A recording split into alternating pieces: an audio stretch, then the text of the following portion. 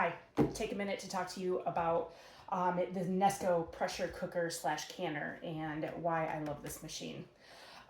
It can be used as a pressure cooker. I have not used it for that, so I cannot attest to how to do that, but I use this as a pressure canner to can my goods, to add to my pantry. You can water bath and pressure can in this. I have done both. It works excellent both ways. If you're new to pressure canning, there's two reasons why I like it. One, it kind of takes the scare factor out of pressure canning. You don't have to babysit it. You don't have to sit and make sure that your jiggler is staying at just the exact rate. It does that all for you, which is really nice. I also like it because of the convenience factor. I can fill this thing and I can get back out to the garden to pick more green beans that I can put in here again the next day. It really helps me keep ahead of green bean season and lets me spend more time out in the garden and less time staring at a canner. So if you're new, also one of the things I like about it is its price point. There are other canners out there that are fancy and have all sorts of bells and whistles, and I'm sure they're great, but this one just comes in at a less daunting price point. It was my first electric pressure canner. I still depend on it. It's my favorite. So how does it work? What does it come with? The weights that would normally be on your pressure canner, it comes with two. This is your 10-pound weight. This is your 15-pound weight.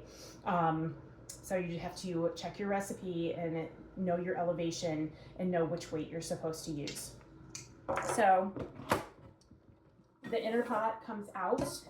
You fill this with 8 cups of water. Put it back in here. I should note that this machine holds 5 pints or 4 quarts. So it's not huge, but it gets the job done. You put your canning rack in the bottom. You use your recipe, fill your jars, put the lids on them according to your recipe, put them in. Close your lid and lock it. Choose your regulator. I'm in Ohio, so most of my things have to be done at 10 pounds of pressure. You put that, there is knobs here that say exhaust and airtight. You put it on so that the exhaust is where it's supposed to be. You start your machine. It counts it down. It brings it up to temperature. You start to get steam coming out of here. That's okay. That'd be the steam that'd be coming out of the top of your manual pressure canner. The machine will count down on this digital display here. It'll vent your machine the 10 minutes that it's supposed to vent, and then it'll tell you to turn it to the airtight.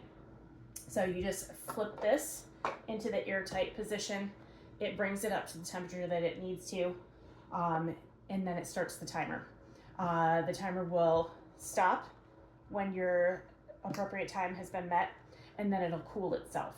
Let it cool. It takes a long time. I do have to say it takes longer than a manual pressure cooker, but that's okay. You just let it do its job. When it's ready, you will not be able to open it until it's cooled off. So wait for it to cool off. When the timer is done and the pressure is released, the knob will go down just like in a manual pressure canner. You unlock it, you open it, and let it sit for about 10 minutes, just like you would with a regular canner, and then move your jars out. This thing is just so easy to use. You don't have to sit and babysit it. That for me alone is a sell factor. I can get outside, I can go do other things. I don't have to stand here and watch it like you would with a manual pressure canner. So I hope you guys give it a try.